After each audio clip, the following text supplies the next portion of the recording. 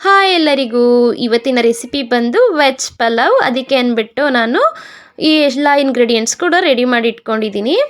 ಆಡಿಸ್ಲಿಕ್ಕೆ ನಾನು ಕಾಯಿ ತುರಿ, ಶುಂಠಿ ಬೆಳ್ಳುಳ್ಳಿ, ಪುದೀನ, ಕೊತ್ತಂಬರಿ, ಮೆಣಸಿನ್ಕಾಯಿ, ಚಕ್ಕೆ ಲವಂಗ, ಏಲಕ್ಕಿ ಕಾಯಿನ ಇಟ್ಕೊಂಡಿದ್ದೀನಿ.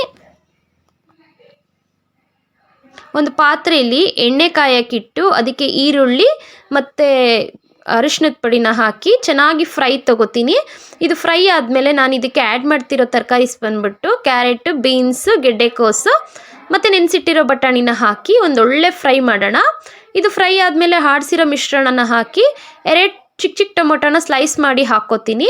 ರುಚಿಗೆ ತಕ್ಕಷ್ಟು ಉಪ್ಪು ಹಾಕಿ ಚೆನ್ನಾಗಿದೆ ಎಣ್ಣೆ ಬಿಡೋವರೆಗೂ ಫ್ರೈ ಮಾಡಿ, ನೆಕ್ಸ್ಟ್ 1 ಲೋಟದಷ್ಟು ಇಟ್ಟಿರೋ ಅಂಥ ಅಕ್ಕಿನ ಹಾಕಿ ಅದಕ್ಕೆ 2 ಲೋಟದಷ್ಟು ನೀರನ್ನ ಹಾಕಿ ಒಂದೊಳ್ಳೆ ಕುದಿ ಬರೋವರೆಗೂ ವೆಯ್ಟ್ ಮಾಡಿ ಕುಕ್ಕರ್ ಲಿಡ್ನ ಕ್ಲೋಸ್ ಮಾಡೋಣ.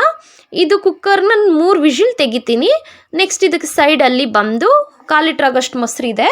ಇದಕ್ಕೆ ಉಪ್ಪು, ಈರುಳ್ಳಿ, ಮೆಣಸಿನ್ಕಾಯಿ, ಟೊಮೆಟೊನ ಆ್ಯಡ್ ಮಾಡಿ ಒಳ್ಳೆ ಮಿಕ್ಸ್ ಕೊಡೋಣ. ಇದು ಸಿಂಪಲ್ ರೈತ. ಕಮ್ಮಿಂಗ್ ಡೇಸಲ್ಲಿ ಒಳ್ಳೊಳ್ಳೆ ರೈತಗಳನ್ನ ಮಾಡಿ ನಿಮಗೆ ತೋರಿಸ್ತೀನಿ.